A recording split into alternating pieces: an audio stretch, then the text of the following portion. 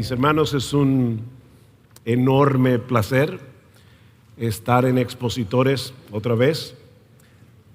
Como decía David en la sesión anterior, compartir púlpito con amados hermanos que por años han servido fielmente al Señor y predicar la palabra en un púlpito que no solamente ha bendecido a las personas que se congregan en este lugar domingo tras domingo, sino que al Señor le ha placido en su bendita y pura gracia usar este púlpito para que miles y miles en el mundo entero escuchen la exposición fiel de la palabra de Dios. Así que es un gozo, un privilegio poder estar con ustedes en esta tarde.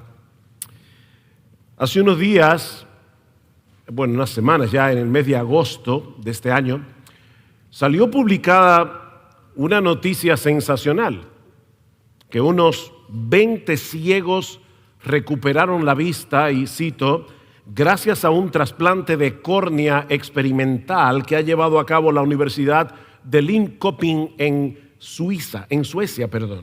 Según esta fuente noticiosa, 2 años después de la intervención, todos tenían una visión perfecta y no necesitaban seguir ningún tratamiento o tomar alguna medicación para los ojos. Esa es una noticia espectacular para muchos de los 13 millones de ciegos que hay en el planeta en este momento. De hecho, yo no me imagino la emoción que debe sentir una persona que no puede ver, es operada y de repente recobra la visión. Eso es algo de verdad extraordinario. Sin embargo, y sin restarle espectacularidad a la noticia que salió publicada hace poco, lo cierto es que Dios hace un milagro, y lo ha hecho aquí, infinitamente más espectacular, infinitamente más emocionante, aunque no salga en las noticias, cuando el Espíritu Santo abre los ojos de nuestro entendimiento en la regeneración. Eso es una noticia que debería salir en primera plana, en todos los diarios, pero al mundo no le interesa esa noticia. Les pido por favor, mis hermanos, que vayan conmigo a 2 Corintios capítulo 3. Me han pedido que predique acerca de la iluminación del Espíritu Santo. Y quiero que vayan conmigo a 2 Corintios capítulo 3, versículo 18, hasta el capítulo 4, versículo 6. Dice así la palabra del Señor. Pero nosotros todos, con el rostro descubierto, contemplando como en un espejo la gloria del Señor, estamos siendo transformados en la misma imagen de gloria en gloria, como por el Señor, el Espíritu. Por lo tanto, puesto que tenemos este ministerio, según hemos recibido misericordia, no desfallecemos, sino que hemos renunciado a lo oculto y vergonzoso, no andando con astucia ni adulterando la palabra de Dios, sino que mediante la manifestación de la verdad nos recomendamos a la conciencia de todo hombre en la presencia de Dios. Y si todavía nuestro evangelio está velado o encubierto, como dice la Reina Valera, para los que se pierden está velado, en los cuales el Dios de este mundo ha cegado el entendimiento de los incrédulos, para que no vean el resplandor de la gloria de Cristo, que es la imagen de Dios. Porque no nos predicamos a nosotros mismos, sino a Cristo Jesús como Señor, y a nosotros como siervos vuestros por amor de Jesús. Pues Dios, que dijo que de las tinieblas resplandeciera la luz, es el que ha resplandecido en nuestros corazones para iluminación del conocimiento de la gloria de Dios en la faz de Jesucristo. Este es un pasaje impresionante, un pasaje que nos habla acerca de la obra iluminadora del Espíritu Santo, un pasaje que nos habla de la conversión. Pocos pasajes en el Nuevo Testamento describen tan detalladamente lo que implica una verdadera conversión como este pasaje. Pablo, en el capítulo 3 de 2 Corintios, para poner el texto en su contexto, está haciendo una comparación entre el ministerio del antiguo pacto y el ministerio del nuevo pacto, para demostrar que el ministerio del nuevo es superior, Y para eso Pablo se vale de un episodio muy conocido en la historia de Israel, cuando Moisés descendió del monte Sinaí, luego cuando Dios les reveló la ley en Éxodo 34, se nos dice que su rostro brillaba. ¿Recuerdan? Al estar expuesto por tanto tiempo a la gloria de Dios. Tanto así que los israelitas se llenaron de temor. Ahora, no porque esa gloria fuera fea, no porque esa gloria fuera desagradable, sino porque ellos sabían que habían pecado contra ese Dios tan glorioso al haber hecho un becerro de oro para adorarlo. Yo, hermanos, que acabamos de comer, estamos probablemente asueñados, pero recuerden que acabo de citar que esto está en Éxodo 34. Y ahora voy a decir algo muy importante. Éxodo 34 está después de Éxodo 33. Y Éxodo 33 está después de Éxodo 32. Y es en Éxodo 32 donde los israelitas cometieron este pecado contra Dios. De manera que cuando Moisés desciende del monte y ellos ven este rostro que brilla, los israelitas se llenaron de espanto. Tanto así que Moisés tuvo que ponerse un velo en el rostro para que los israelitas pudieran estar frente a él sin sentir terror. Pero cada vez que Moisés entraba otra vez en la presencia del Señor, se quitaba el velo y volvía a ponérselo cuando salía para hablar con el pueblo. Bueno, en 2 Corintios 3, todo el capítulo, Pablo relaciona ese trozo de tela en el rostro de Moisés con dos cosas. Y esto es importante para poder entender el pasaje que vamos a predicar en esta tarde. Pablo relaciona ese trozo de tela con dos cosas. En primer lugar, con la insuficiencia y temporalidad del antiguo pacto. Noten lo que dice en el capítulo 3, versículo 7. Y si el ministerio de muerte grabado con letras en piedras fue con gloria, de tal manera que los hijos de Israel no podían fijar la vista en el rostro de Moisés por causa de la gloria de su rostro que se desvanecía, ¿cómo no será aún con más gloria el ministerio del Espíritu? Porque si el ministerio de condenación tiene gloria, mucho más abunda en gloria el ministerio de justicia. Pues en verdad lo que tenía gloria, es decir, el antiguo pacto, en este caso no tiene gloria por razón de la gloria que lo sobrepasa. Es decir, si comparamos la gloria del antiguo pacto con la gloria del nuevo pacto, la gloria del antiguo pacto se desvanece. Porque si lo que se desvanece fue con gloria, mucho más es con gloria lo que permanece, es decir, el ministerio del nuevo pacto. Teniendo por tanto tal esperanza, hablamos con mucha franqueza.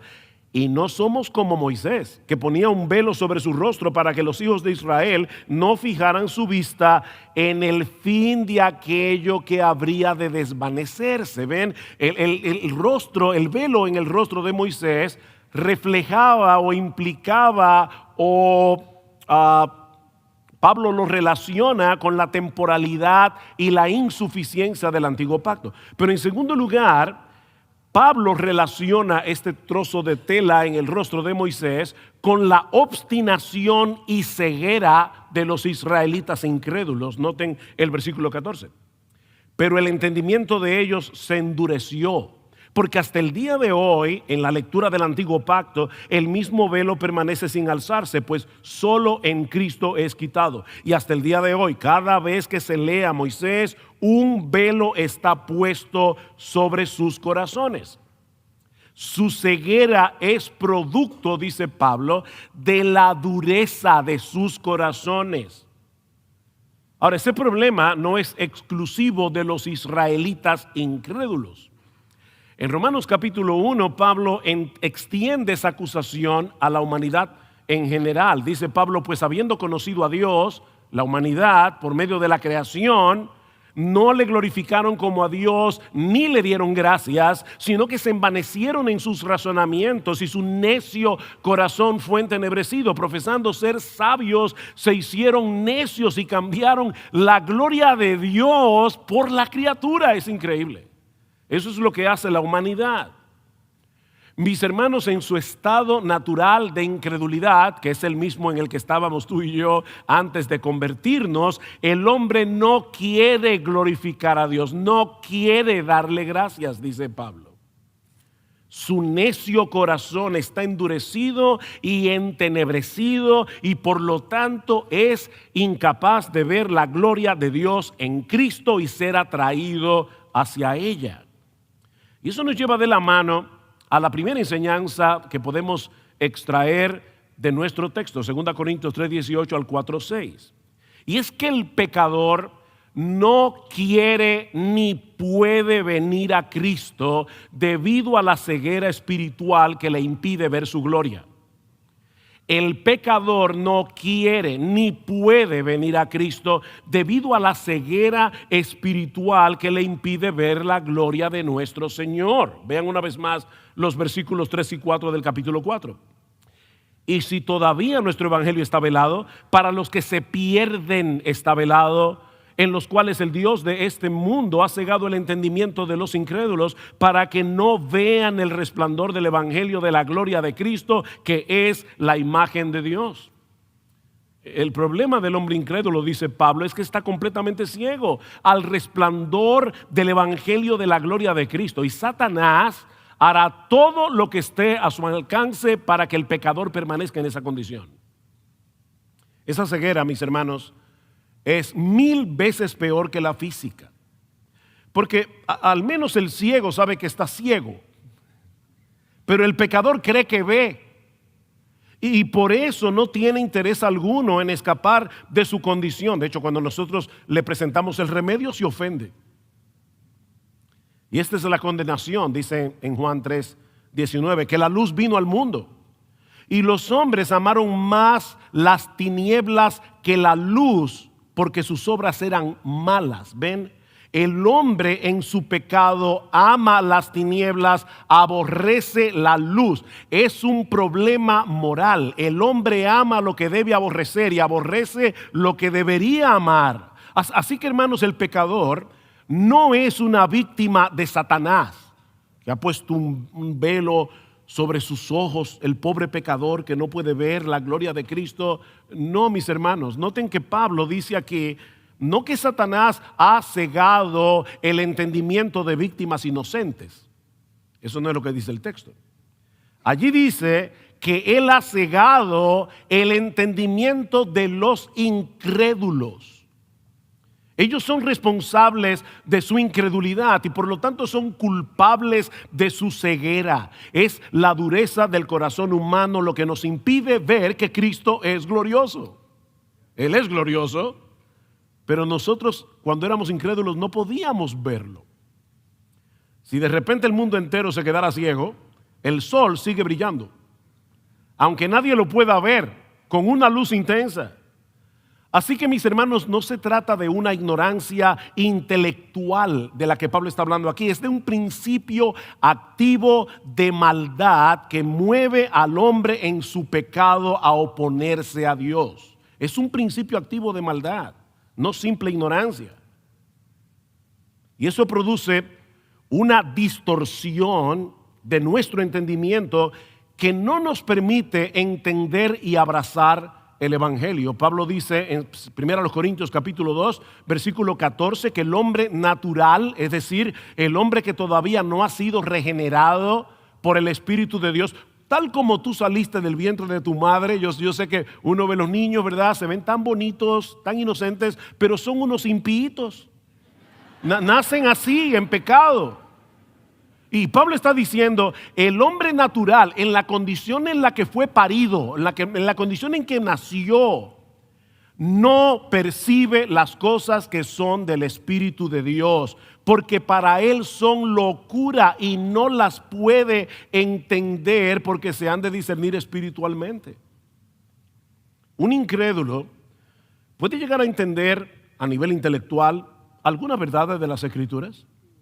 Y algunos hasta muchas verdades de las Escrituras. Hay teólogos impíos que escriben libros y dicen cosas, algunas cosas que son verdad.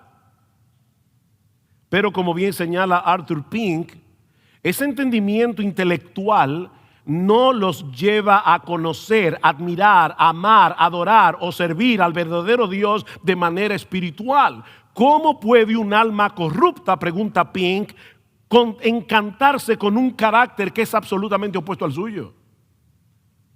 Es imposible. No puede haber comunión entre la luz y las tinieblas. No puede haber comunión entre la santidad y la corrupción. Así que, mis hermanos, la condición del pecador es terrible. Es terrible. El pecador no puede creer porque no quiere creer. Ustedes no quieren venir a mí para que tengan vida. Sin embargo, Pablo sabía por experiencia propia que a pesar de que el incrédulo vive bajo el dominio de las tinieblas, como dice Pablo en Colosenses 1:13, dice que fuimos trasladados del dominio de las tinieblas al reino de su amado Hijo. Aunque el incrédulo vive bajo el dominio de las tinieblas, Pablo sabía que hay esperanza para el pecador, porque él mismo estaba en esa condición antes de conocer a Cristo. Pablo era uno de esos judíos que Pablo describe en el capítulo 3, que leía el Antiguo Testamento con un velo en la cara que no le permitía ver la gloria de Dios en Cristo, hasta que el mismo Cristo se encontró con él en el camino a Damasco e iluminó su corazón con el brillo de su gloria. Dice en Hechos capítulo 9 que repentinamente le rodeó un resplandor de luz del cielo y cayendo en tierra oyó una voz que le decía: Saulo, Saulo, ¿por qué me persigues? Y él dijo: ¿quién eres, Señor? Él sabía que era Dios mismo que le estaba hablando. ¿Cómo que yo estoy persiguiendo a Dios? Si yo estoy sirviendo a Dios al perseguir estos farsantes. Y el Señor Jesús le dice desde el cielo: yo soy Jesús a quien tú persigues.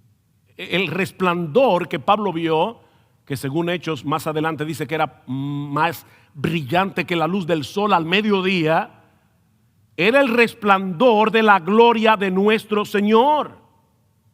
Pablo tuvo un encuentro con la gloria de Jesucristo. Y eso lo llevó a experimentar un cambio tan radical que no solo cesó de perseguir a los cristianos, sino que Pablo dedicó el resto de su vida a proclamar ese mensaje del evangelio que tanto aborrecía. Y aunque esa clase de encuentro con el Cristo resucitado es irrepetible, subrayen eso. Esa clase de encuentro con el Cristo resucitado que Pablo tuvo en su camino a Damasco es irrepetible. Lo que le sucedió a Pablo ese día es exactamente lo mismo que ocurre con cualquier pecador cuando el Espíritu Santo ilumina su entendimiento, y vamos a ver que es a través de la predicación de la palabra, pero ilumina su entendimiento y cambia su corazón de piedra en un corazón de carne. ¿Qué dice Pablo en el capítulo 3 otra vez, versículo 14? Pero el entendimiento de ellos se endureció, porque hasta el día de hoy en la lectura del Antiguo Pacto el mismo velo permanece sin alzarse, pues solo en Cristo es quitado. Versículo 16. Pero cuando alguno se vuelve al Señor, el velo es quitado. Ahora bien, dice Pablo, el Señor es el Espíritu, y donde está el Espíritu del Señor hay libertad. Pero nosotros todos, con rostro descubierto, contemplando como en un espejo la gloria del Señor, estamos siendo transformados en la misma imagen de gloria en gloria, como por el Señor el Espíritu. No es necesario tener un encuentro con Cristo como el que Pablo tuvo con él camino a Damasco, pero sí necesitamos tener la misma visión de la gloria de Cristo que Pablo tuvo. Lo que nos lleva a la segunda enseñanza que quiero compartir con ustedes a raíz de nuestro texto. Ya vimos que es imposible creer en Cristo, es imposible debido a la ceguera espiritual que nos impide ver su gloria. Pero Pablo nos enseña también en nuestro texto que el Espíritu Santo usa la palabra predicada para abrir los ojos de nuestro entendimiento, de modo que podamos ver la gloria de Dios en Cristo y ser transformados. Yo sé que es un encabezado muy largo, Así que lo voy a repetir otra vez. El Espíritu Santo usa la palabra predicada para abrir los ojos de nuestro entendimiento, de modo que podamos ver la gloria de Dios en Cristo y ser transformados. Vean el versículo 5 del capítulo 4. Porque no nos predicamos a nosotros mismos, sino a Cristo Jesús como Señor y a nosotros como vuestros siervos por amor de Jesús. Esto es extraño, muy extraño. Pablo acaba de decir que el evangelio está velado para aquellos que se pierden y que Satanás ha cegado el entendimiento de los incrédulos para que no puedan ver el resplandor de la gloria de Cristo, que es la imagen de Dios. Sin embargo, a pesar de eso, él seguía predicando. Eso no parece tener ningún sentido. Piensen en esto, hermanos. ¿Para qué predicarle a un incrédulo el evangelio de la gloria de Cristo si él no puede ver esa gloria? ¿Ven el problema? ¿Qué sentido tiene? Bueno, Pablo responde esta pregunta en el versículo 6. Pues Dios, o porque Dios, aquí está la explicación. Ellos están ciegos, yo predico como quiera, porque Dios que dijo que de las tinieblas resplandeciera la luz, es el que ha resplandecido en nuestros corazones para iluminación del conocimiento de la gloria de Dios en la faz de Jesucristo. Pablo está aludiendo aquí obviamente al relato de la creación en Génesis 1:3. ¿Qué fue lo primero que Dios creó? La luz. ¿Y cómo la creó? Por su palabra. Dios dijo, sea la luz, y la luz fue hecha. Bueno, lo mismo sucede en el acto creativo de la regeneración. Cuando Dios, por su Espíritu, ilumina nuestro entendimiento por medio de su palabra predicada. Mis hermanos, esto es sorprendente. Mientras un predicador, un hombre común y corriente, está predicando fielmente la palabra, Dios viene al pecador que está muerto en sus delitos y pecados, ciego a la gloria de Jesús, y entonces de repente Dios le dice, sea la luz, y este hombre ve lo que nunca antes había visto, que nuestro bendito Salvador está lleno de gloria, y todo por medio de la predicación de la palabra.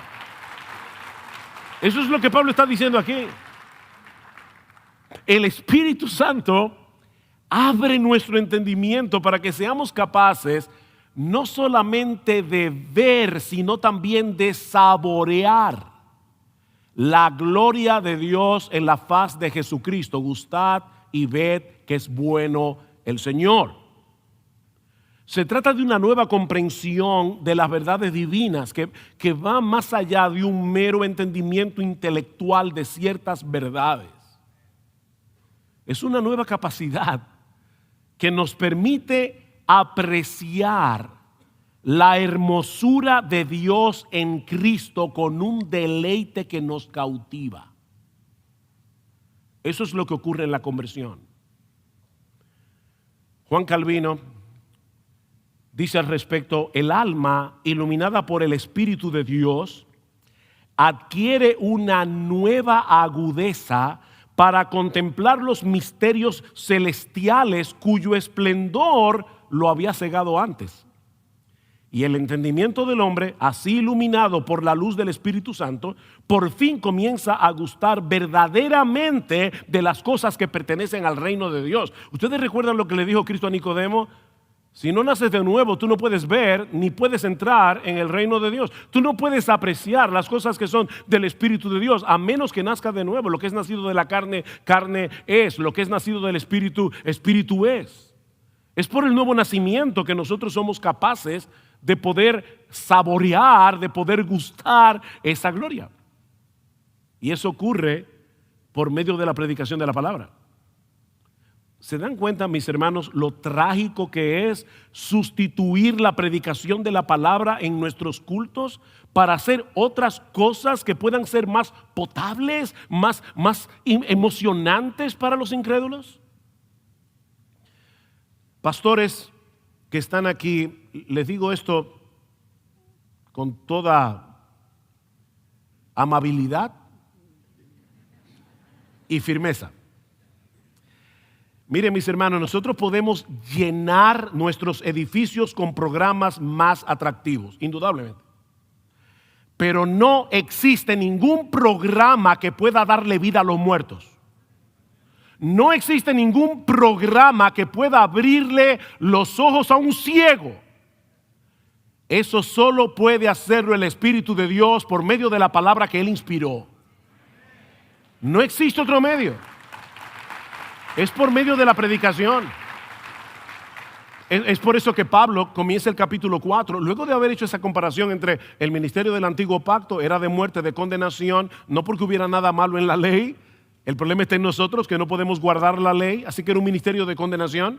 El ministerio del nuevo pacto es un ministerio de salvación, un ministerio de justicia. Y ahora Pablo dice en el capítulo 4, por tanto, puesto que tenemos este ministerio del nuevo pacto, según hemos recibido misericordia, no desfallecemos, aunque muchas veces parece que no está dando resultado, sino que hemos renunciado a lo oculto y vergonzoso, no andando con astucia ni adulterando la palabra de Dios. Mi hermano, no edites la Biblia para quitarle todas esas partes que parecen incómodas. Ahora no quieren hablar del infierno, no quieren hablar del pecado, no quieren hablar de cómo Dios creó el matrimonio para que sea un hombre y una mujer que se casen, porque son verdades que molestan, son verdades que ofenden. No edites la Biblia. Pablo dice, no estamos adulterando la palabra de Dios, sino que mediante la manifestación de la verdad nos recomendamos a la conciencia de todo hombre en la presencia de Dios. ¿Por qué Pablo dice eso? Porque él está diciendo, yo tengo un ministerio y la esencia de ese ministerio es predicar la palabra. Y yo no voy a pulir las aristas de la palabra. Yo voy a predicar la palabra tal como se me encomendó. Porque es en el contexto de la predicación del Evangelio que el Espíritu Santo resplandece en los corazones de los hombres para iluminación del conocimiento de la gloria de Dios en la faz de Jesucristo. ¿Qué frase más impresionante? El Espíritu usa la palabra que Él mismo inspiró para producir en nosotros su obra de regeneración.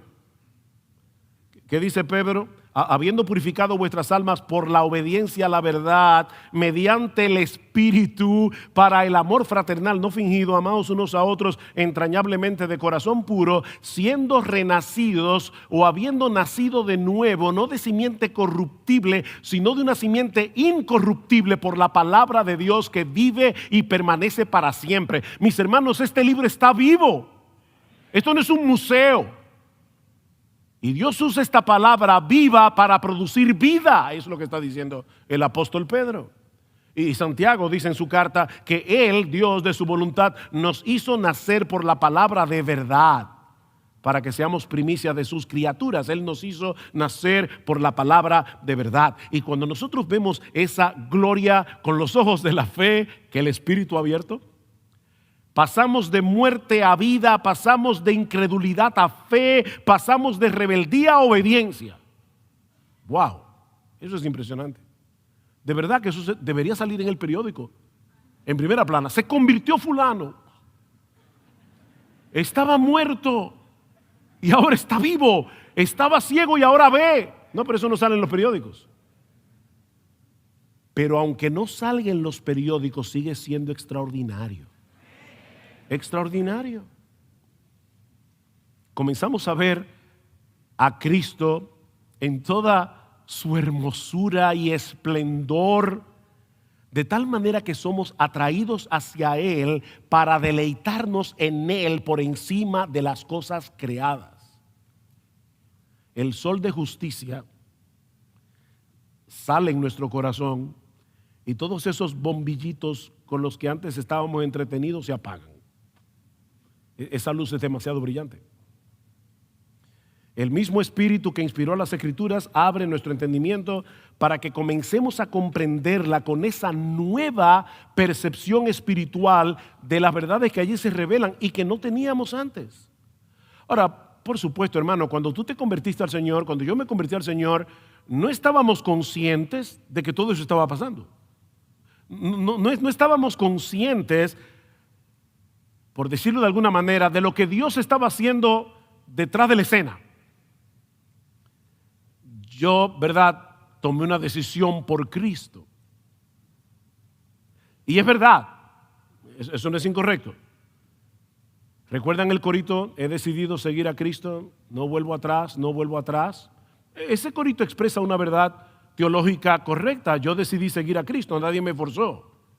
Pero deberíamos añadirle 2 estrofas por lo menos. Pues fui escogido por Dios el Padre, pues fui escogido por Dios el Padre, no vuelvo atrás, no vuelvo atrás, porque el Espíritu me ha dado vida, porque el Espíritu me ha dado vida, no vuelvo atrás, no vuelvo atrás. Si le añadimos esas estrofas no hay problema. Puedes cantar tranquilo, he decidido seguir a Cristo. Cuando estábamos muertos en nuestros delitos y pecados, Efesios capítulo 2, versículo 1, el Espíritu Santo venció nuestra obstinación. El Espíritu Santo quitó la venda que cegaba nuestro entendimiento para que pudiéramos ver a Cristo en la hermosura de su gloria y fuéramos irresistiblemente atraídos hacia Él. Irresistiblemente. Es a eso que se refiere Pablo, por cierto, en el capítulo 3, versículo 6, cuando dice que la letra mata, pero el Espíritu da vida. Lo que eso significa no es que el estudio de la teología hace daño. Eso parece que algunos entienden así. La letra mata. Cuando uno está leyendo un libro de algo, no, esa letra no mata, esa letra ayuda mucho. Lee bien tu Biblia y lee bien algunos libros que te ayuden a entender tu Biblia. La letra de la que Pablo está hablando aquí es la ley que Dios le dio a Moisés en el monte Sinaí. Esa letra es buena, los mandamientos del Señor son buenos, agradables, perfectos, pero nosotros no tenemos la capacidad de cumplirlos, así que la letra mata, la letra de la ley. Es por eso que el ministerio del antiguo pacto es un ministerio de condenación, pero el Espíritu da vida. Yo recuerdo cuando fui por primera vez a una iglesia, yo tenía 17 años, casi 18. Mi mejor amigo se había convertido al Señor, yo era en ese tiempo un agnóstico hecho y derecho. Mi padre era un agnóstico, así que mis hermanos y yo seguimos por los pasos de mi padre. No creí en nada, pero fui a esa iglesia. Había un grupo de jóvenes estudiando las Escrituras y qué impacto me causó eso. Porque en mi mente, otra vez por la influencia de mi papá, que se crió en Belén, en un colegio protestante, así que conocía muy bien la Biblia, pero creía que la religión era un negocio. Bueno, para muchos la religión es un negocio. Así que no estaba muy desencaminado. Y él nos enseñó eso. Aparte de que también nos enseñó que el evangelio es para los tontos. Hay que ser muy bruto para ser creyente. Esa era la filosofía de mi padre. Así que yo voy a este grupo de jóvenes.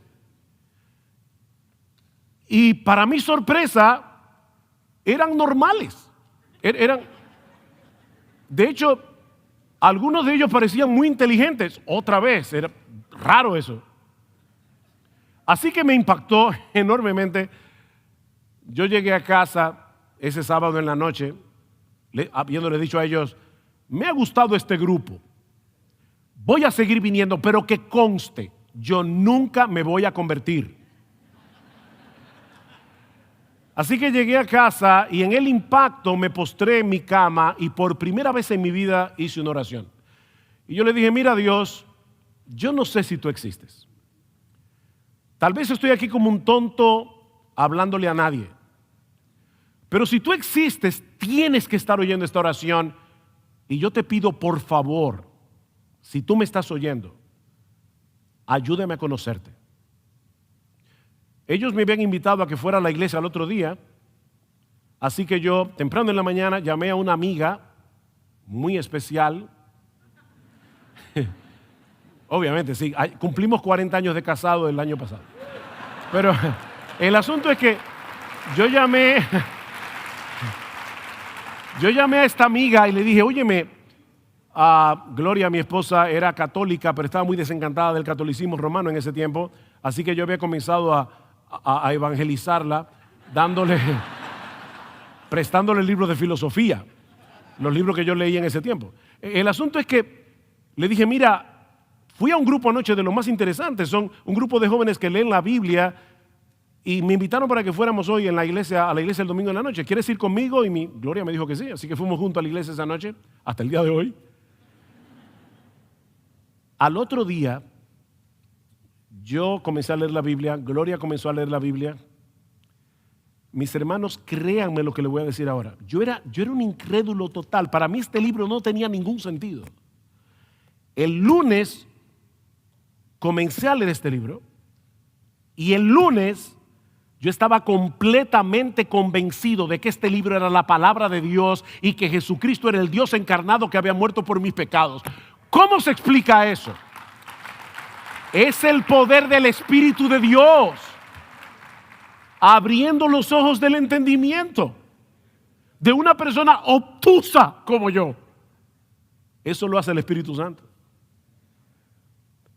Y esa transformación que se inició viendo la gloria de Cristo revelada en el Evangelio, continúa avanzando como empezó, y esta es mi tercera enseñanza, a través de la contemplación de esa gloria, somos transformados de gloria en gloria. ¿Cómo fue que nos convertimos al Señor? Cuando el Espíritu Santo en la regeneración abrió nuestro entendimiento para que pudiéramos ver la gloria de Cristo. Lo que le pasó a Pablo camino a Damasco, solo que es una experiencia diferente, porque no vemos una luz, vemos la gloria de Cristo aquí revelada. Pero eso que comenzó viendo la gloria de Cristo, continúa avanzando viendo esa gloria, contemplando esa gloria. ¿Qué dice Pablo en el versículo 18? Pero nosotros todos con el rostro descubierto, contemplando como en un espejo la gloria del Señor, estamos siendo transformados en la misma imagen de gloria en gloria como por el Señor el Espíritu. ¿Qué habíamos dicho en la introducción de este mensaje? Que en el antiguo pacto solo Moisés podía ver cara a cara, sin velo, la gloria del Señor. Solo Moisés. Cada vez que Moisés salía de la presencia del Señor, dice en Éxodo 34, que tenía que ponerse un velo. Pero en el nuevo pacto, mis hermanos, todos los creyentes disfrutamos ese privilegio. Nosotros todos, dice Pablo, todos con el rostro descubierto, ya no tenemos un velo porque el Espíritu Santo nos lo quitó. Tenemos el privilegio de ver la gloria de Cristo en las Escrituras, que es el espejo del que Pablo está hablando aquí. Ustedes recuerdan en Santiago 1:23 cómo Santiago compara el hecho de escuchar la palabra con ponerme frente a un espejo. Es el espejo de las Escrituras. Y aunque esa visión de la gloria de Cristo no es como la que tendremos cuando estemos en su presencia en cuerpos glorificados, cuando vemos esa gloria ahora en las páginas de las Escrituras, somos gradualmente transformados de un nivel de gloria a otro nivel de gloria, a otro nivel de gloria. Eso es lo que Pablo está enseñando aquí. Eso es la santificación progresiva. Cuando Moisés se expuso a la gloria de Dios en el monte Sinaí, andando el tiempo, el brillo de su piel comenzó a desvanecerse hasta que desapareció. Pero la transformación que ocurre en los creyentes del nuevo pacto mientras contemplamos la gloria del Señor Jesucristo en las Escrituras es muy diferente, porque no se trata de algo externo, sino de un cambio que se produce en nuestro interior, en el asiento mismo de nuestra personalidad. Somos transformados. Nuestro carácter se va conformando cada vez más al carácter de nuestro Señor y Salvador, como dice John Piper, al ser cada vez más controlados por el gozo incomparable en la toda satisfactoria gloria de Cristo. Así es que somos transformados. Sigue diciendo Piper, la belleza de Cristo y todo lo que Dios es para nosotros en Él ya no está en nuestra mente como una noción religiosa irrelevante o incluso como una simple verdad doctrinal, sino como nuestro supremo tesoro. Vemos la gloria como gloria, la belleza como belleza, el valor supremo como valor supremo. Y es por eso que esa contemplación nos transforma. De hecho, lo que va a ocurrir cuando lleguemos al cielo es que nosotros vamos a ver la gloria de Cristo en todo su esplendor y por lo tanto seremos transformados como nunca antes. Completamente transformados. Eso es lo que dice Juan en 1 de Juan capítulo 3. Dice, cuando Él se manifieste seremos semejantes a Él. ¿Por qué? ¿Cuál es la explicación de Juan? Seremos semejantes a Él porque le veremos tal como Él es. ¿Se dan cuenta, hermanos? La visión de la gloria de Cristo transforma. Aparte de que todos nosotros nos convertimos en lo que admiramos. ¿Qué dice el salmista en el Salmo 115 hablando de los ídolos? Dice que los que hacen los ídolos y los adoran son semejantes a ellos. Bueno, nosotros mientras admiramos la gloria, la belleza, la hermosura, la majestad, la magnificencia de nuestro Señor y Salvador Jesucristo, mientras crece esa admiración, somos transformados. Somos transformados. ¿Tú quieres seguir avanzando en tu proceso de transformación para ser cada vez más semejante a Jesús? Yo sé que tú lo quieres, si tú eres un verdadero creyente. Tú quieres eso. Porque, mis hermanos, es en eso que consiste la santidad. No es en seguir mecánicamente una lista de reglas. No, eso no es la santidad. Los fariseos seguían una lista de reglas. Y eran súper, hiper cuidadosos con esa lista. No, mis hermanos, la verdadera santidad es parecerse a Jesús. Es parecerse a Cristo. Y para ser cada vez más parecidos a Jesús, tenemos que contemplar, saborear y atesorar su gloria. Contemplando su gloria somos transformados. En la misma medida en que contemplamos con admiración la gloria de Cristo en las Escrituras, en esa misma medida el Espíritu Santo impactará nuestras almas con esa gloria para transformarnos de gloria en la misma imagen. Porque a final de cuentas fue para eso que Dios nos salvó. Fue para eso. ¿Qué dice Pablo en Romanos 8:28? Y sabemos que a los que aman a Dios todas las cosas les ayudan a bien. Ay, me encanta ese texto. Todas las cosas ayudan a bien. Yo quiero tener una buena casa, buen sueldo, buena salud. Ese bien es otra cosa. Pablo dice, a los que aman a Dios, todas las cosas les ayudan a bien. Esto es, a los que conforme a su propósito son llamados. Hay que preguntarse, ¿y con qué propósito fue que Dios me llamó? Y Pablo responde en el versículo 29, porque a los que antes conoció, también los predestinó para que fuesen hechos conformes a la imagen de su Hijo, para que Él sea el primogénito entre muchos hermanos. Fuimos escogidos, fuimos predestinados, fuimos llamados para ser semejantes a Jesús. Esa es la meta. ¿Y cómo ocurre eso? Contemplando su gloria.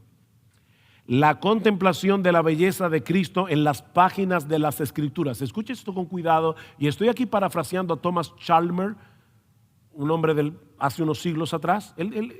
escribió un libro súper interesante acerca de la santificación. Cómo los afectos por cosas pasadas solo pueden ser expulsados por un afecto mayor, por algo más glorioso. Y él dice, voy a parafrasear, pero básicamente lo que él dice es que la contemplación de la belleza de Cristo en las páginas de las Escrituras expulsa de nuestros corazones todos los ídolos que compiten con Él. Porque Él es más glorioso. Él es más glorioso. Y así continuamos avanzando en nuestro proceso de santificación progresiva. El mismo Espíritu que abrió nuestro entendimiento en la regeneración. Ay, pastor, pero usted ha dicho eso 1000 veces. Sí, yo lo sé. Es que a mí no me molesta repetirle las mismas cosas.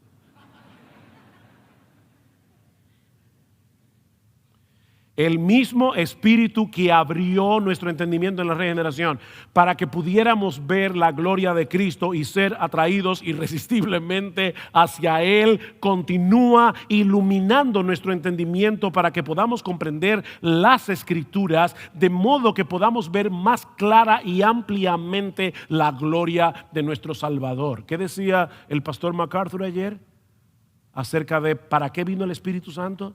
Dice Jesús, Él me glorificará, porque tomará de lo mío y os lo hará saber.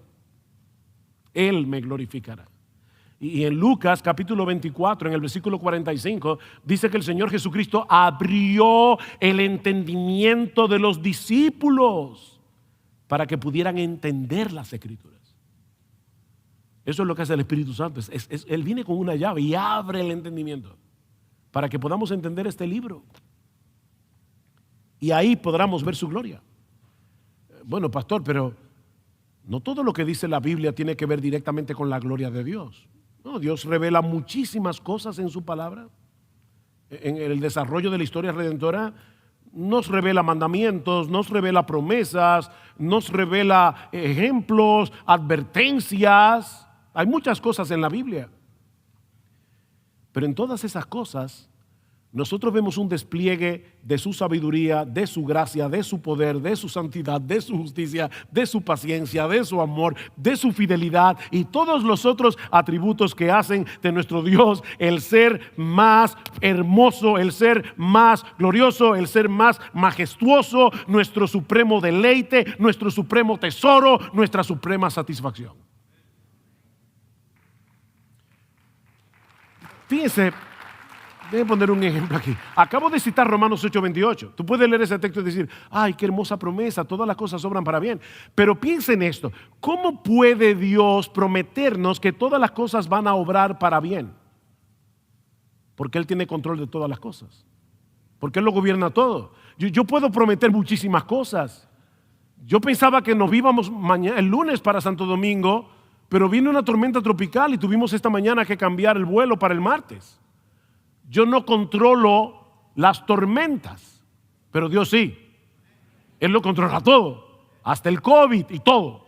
Así que cuando dice la Escritura, cuando Dios nos promete todas las cosas obran para bien, es porque Él tiene un control absoluto de todas las cosas. Así que tú puedes ver Romanos 8:28 simplemente como una promesa, o tú puedes ver un poquito más profundo y darte cuenta de la gloria de Dios que se revela en ese texto. Porque solamente un Dios soberano, solamente un Dios todopoderoso y un Dios infinitamente bueno puede prometernos, hijo mío, todas las cosas obrarán para tu bien.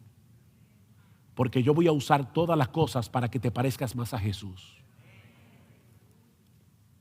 Hace muchos años leí una historia que he repetido muchas veces, lo admito de antemano, pero estaba leyendo que Miguel Ángel, si ustedes han visto alguna vez una escultura de Miguel Ángel, es impresionante. De verdad que parece que tienen vida.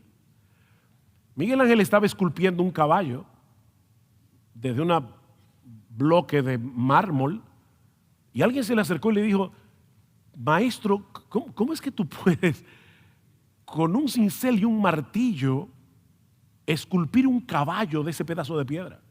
Y Miguel Ángel le respondió, es muy fácil. Yo solamente le quito todo lo que no se parece al caballo. Bueno, ¿sabes qué es lo que Dios está haciendo contigo y conmigo? Dios tiene un cincel en la mano y un martillo para quitar de nosotros todo lo que no se parece a Jesús.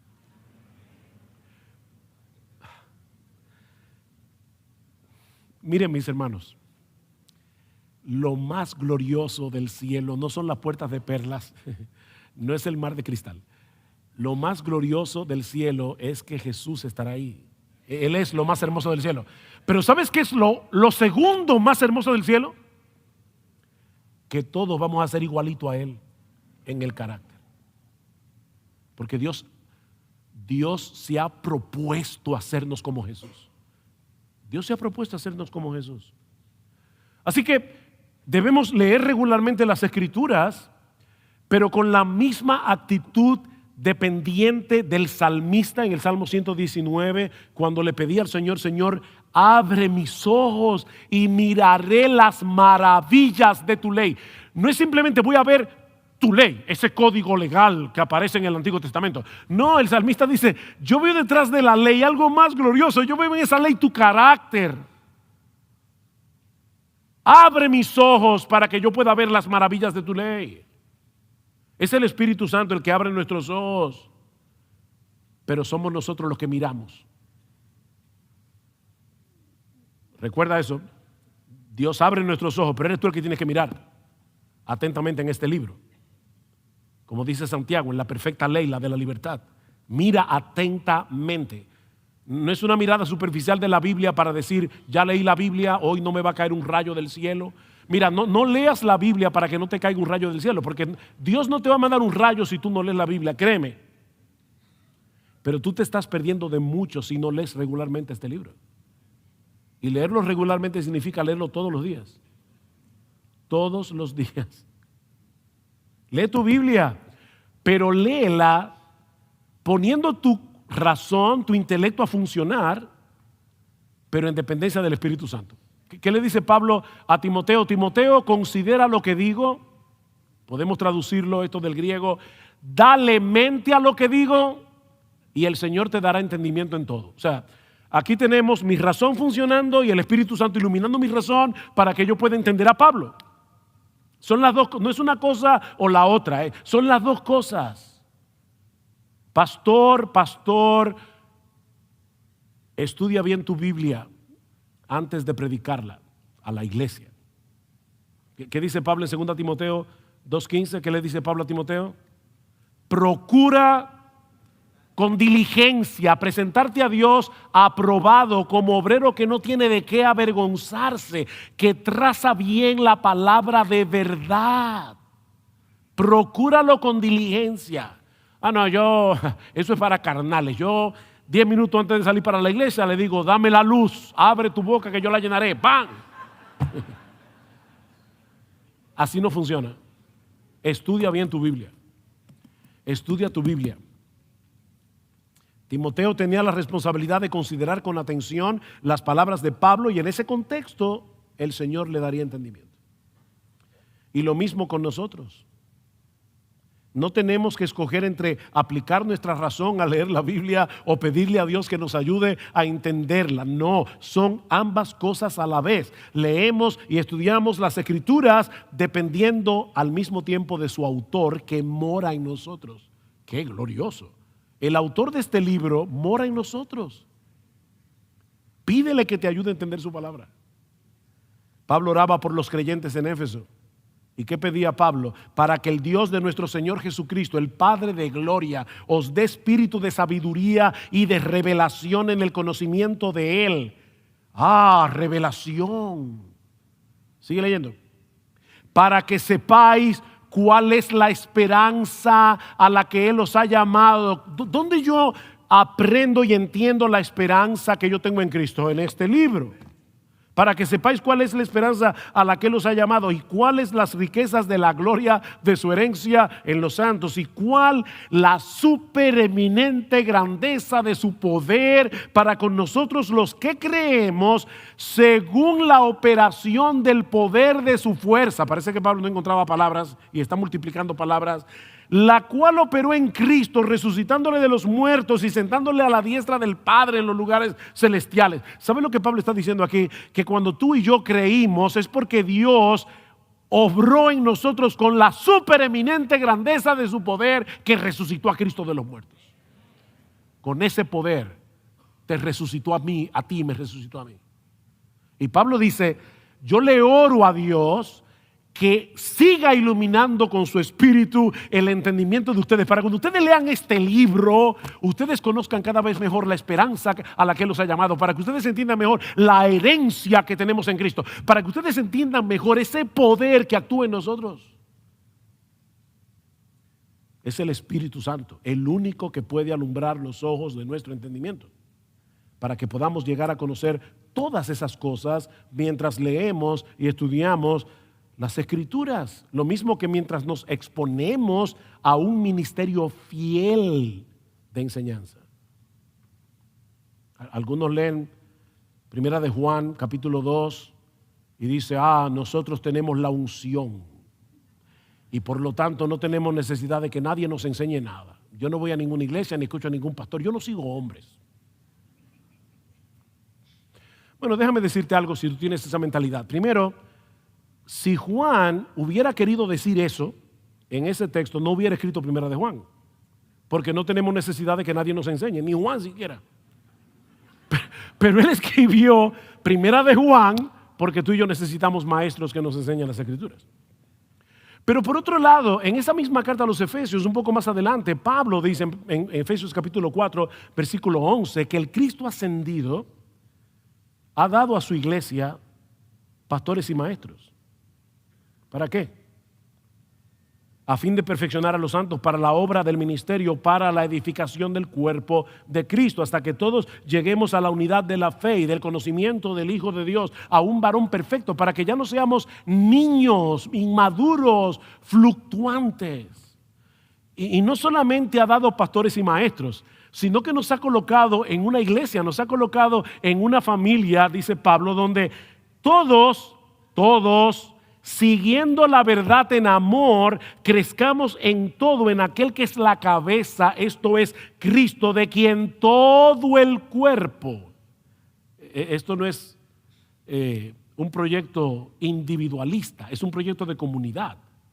Todo el cuerpo bien concertado y unido entre sí por todas las coyunturas que se ayudan mutuamente según la actividad propia de cada miembro, el cuerpo recibe su crecimiento para ir edificándose en amor. ¿Te das cuenta, mi hermano, mi hermana, cuán gloriosa es la salvación que Dios nos ha dado de pura gracia y cuán gloriosa es la meta de esa salvación? Para que todos lleguemos a la medida de la estatura del varón perfecto, que es Cristo. El Padre nos escogió desde antes de la fundación del mundo, no simplemente para que fuéramos al cielo, sino para hacernos semejantes a su Hijo, nuestro Señor Jesucristo. Fue para producir esa transformación que Cristo dio su vida en nuestro lugar en la cruz, y que el Espíritu Santo vino a nosotros y abrió los ojos de nuestro entendimiento en la regeneración. Y ahora que mora en nosotros, Él continúa dándonos luz para que sigamos contemplando la gloria de Dios en la faz de Jesucristo, tal como esa gloria es revelada en la palabra que el Espíritu inspiró. Debemos sumergirnos en las páginas de este libro, sumergirnos allí.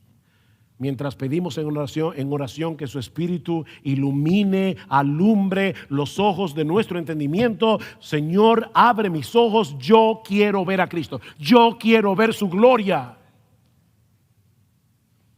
Debemos dejarnos ministrar por aquellos hombres que Cristo ha llamado a pastorear. En tu iglesia local, mi hermano, Cristo está edificando a su iglesia con miles y miles de pastores que no salen en YouTube, que nadie conoce, pero son hombres fieles que están predicando la palabra de Dios domingo tras domingo. Déjate ministrar por esos hombres fieles. Déjate ministrar por los miembros de tu iglesia que se ministran unos a otros hablando la verdad en amor. Es así que esto funciona. porque solo así podremos seguir siendo transformados de gloria en la misma imagen de nuestro bendito Señor y Salvador Jesucristo, mientras aguardamos con esperanza su segunda venida, cuando Él transformará el cuerpo de la humillación nuestra para que sea semejante al cuerpo de la gloria suya. ¡Wow! ¡Qué promesa! ¡Qué promesa! Concluyo con la misma doxología con la que concluí ayer el taller de Gálatas 2:20. En Hebreos 13:20. Si tú ves esto como una meta muy alta para ti, escucha lo que dice el autor de la carta a los Hebreos.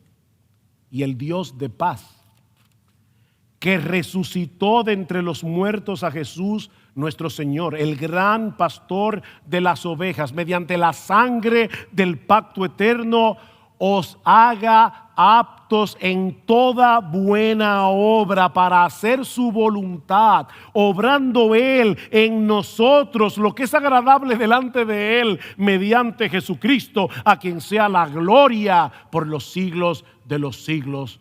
Amén. Amén.